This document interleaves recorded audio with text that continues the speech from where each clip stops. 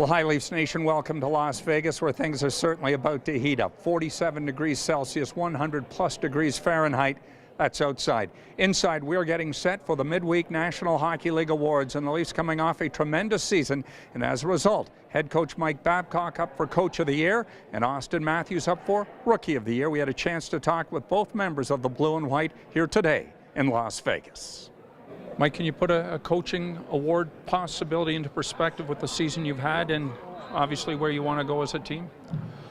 Well, I mean, obviously it's an honor to be here. You know, you see the guys running around here today. There's lots of excitement in what's going on in Vegas, lots of excitement in the league. I mean, I say this all the time.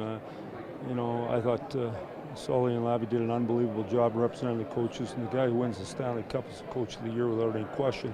But it's still nice to be in this group and be here. What's it mean to the franchise to have the two of you and Auston, up for an award? Well, obviously we like to be up for, you know, different kind of trophies as time goes on here, but I think it's, you know, very exciting for Auston. Obviously, he's a real good player. We have a couple other young guys in our organization that could be in on a trophy like this as well, and getting the franchise going again, I think it's real important that you have good young players, and obviously Auston's one of those. Now that you've had some perspective, what was the most impressive thing about his rookie season from you, in your eyes? Well, just his demeanor and his stick-to-itiveness, competitiveness, how good he wants to be with and without the puck, what he was able to do. And as much as you think these players are real good until they arrive and until they do it every day, how do you know for sure? And so, you know, he's an impressive guy. He wants to be good. He's going to be better next year. We all understand that. You know, I think the game is in a real good situation with all the young stars we have in the game and a lot of good teams. How much more challenging can second year be for these guys, given how well they played as rookies? Well, I think it could be very challenging. You know, obviously, we have to improve our hockey club, and that's not on the players as much as it is on Lou and myself. And so we got to do a good job in that area. We think we've made some good moves thus far, just with some of the free agents we were able to acquire. But the reality is, these guys got to put in the work. If you put in the work, the game's fair to you. And you know, there's going to be injuries involved, and sometimes they get in the way of some of your development. But the reality is, if you prepare real hard in the summer, you have a much better chance for success. Like you coach Sidney Crosby, are you coaching the next Sidney Crosby and Auston Matthews? I coach Nick Lidstrom too, and I've heard a lot of guys trying to be him. So Sid's a special player, and you know, he keeps showing that off over and over again. We want Auston to be Auston and the best Auston he can possibly be, but I think the leadership skills and the determination are definitely there, and obviously the talent and the package is there.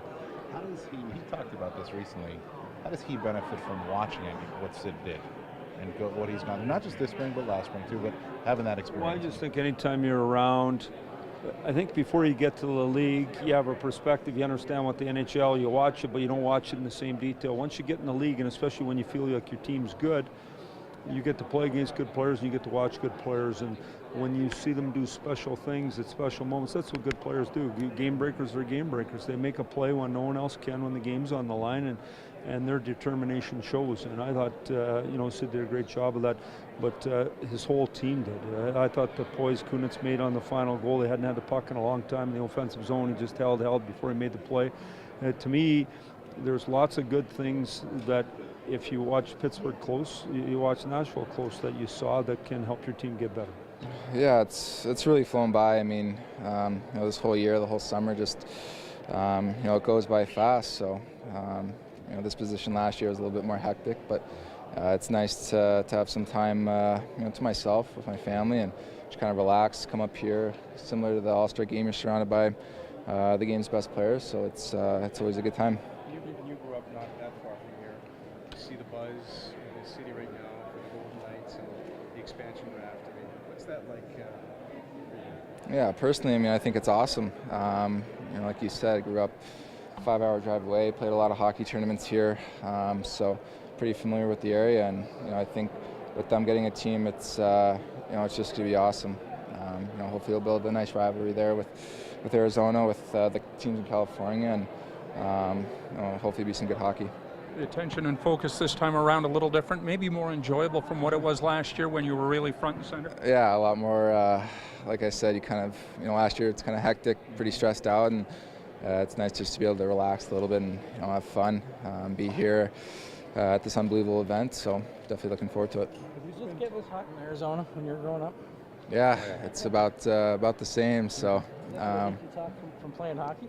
What's that? Was that the relief going into the cold, right? Yeah, definitely. I mean, I'd rather be in there than 118 degrees outside. So it's too bad they picked the hottest days of summer to come up here. But no, Vegas is an awesome city, so I'm sure everybody's enjoying themselves. Have you spent any time, and I don't mean like pouring over, but just kind of looking at the trophy you're up for and competition, and just kind of thinking about it, I guess, heading into it being announced on Wednesday? Of course, you think about it. I think. You definitely have a sort of appreciation for the players that are up for it, and obviously a pretty good rookie class this year, and a lot of good players. So just to be named one of the top three is definitely a pretty big honor. How is there condition to be prepared for everything? Do you prepare a speech? Not really. I think if I happen to win it tomorrow, gone over stuff in my head, I guess, that people you want to thank and obviously give credit to, but I haven't really gone too far into it. Looking back on the team dynamic, what can you reflect upon that allowed you to have so much success? I think just the atmosphere we had around the rink. Everybody was happy.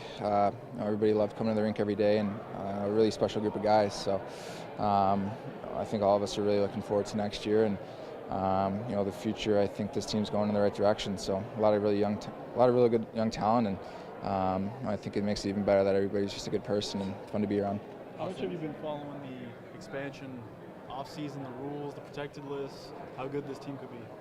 Yeah, you take a peek of it, and there's obviously some pretty good players on the board. So I don't think they're going to have any trouble coming into the league, and having a pretty good team. Obviously, they got a good GM, good coach, and pretty good selection to pick from. And just talking about the community, obviously you grew up in the desert playing hockey, and now that Vegas gets that opportunity to kind of foster that as well, that kind of opportunity, what do you think about that? Yeah, it's going to be awesome. Like I said, I mean, for myself, growing up not too far away from here, my hope is that it creates a nice rivalry with Arizona, with the teams in California, and you don't really see too much of that on the West, with teams kind of being so far apart. But for myself, I mean, I growing up with kids that were from Las Vegas that played hockey, and I still talk to today, and just like what the Coyotes kind of did, and growing the game in Arizona, I think you'll see the same kind of product here in Las Vegas. Looking youth movements obviously was in full swing this year with yourself, Laine, even Connor McDavid. Do you compare yourself to your peers in that regard, or do you look at guys like Crosby? How do you kind of view yourself in the league right now? I mean, I don't really try to compare myself to to anybody. Obviously, I want to be the best player I can be, and we're all good at different things. But I think you definitely look at a guy like Crosby, who's been the best player in the league since he came into the league. So you definitely look at a player like that, guys that have like Patrick Kane, Jonathan Toews, guys that have come through and they've won and they've produced. And I think those are the kind of guys you kind of look at and try to pick apart what they do and kind of transfer it to your own game. When you pick apart Sidney Crosby and try to transfer it, what do you look at? What are the things that you pick apart?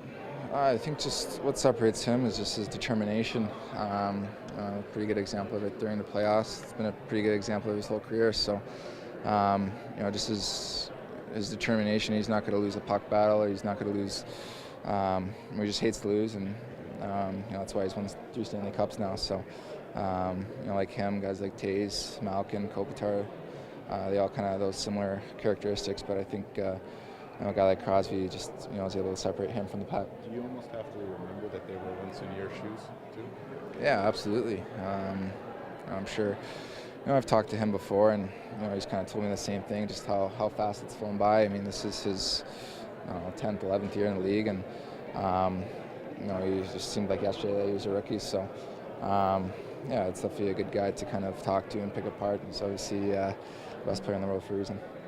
So the NHL Awards for Las Vegas on Wednesday. Be sure to log on to mayplace.com and watch Leafs TV for all the comings and goings as we keep you up to date. Leading, of course, to the draft in Chicago Friday. We'll be there Thursday, Friday, and Saturday. Again, log on to mayplace.com and watch Leafs TV for the latest as the Blue and White get prepared for the upcoming season in the fall of 2017. So long from LV.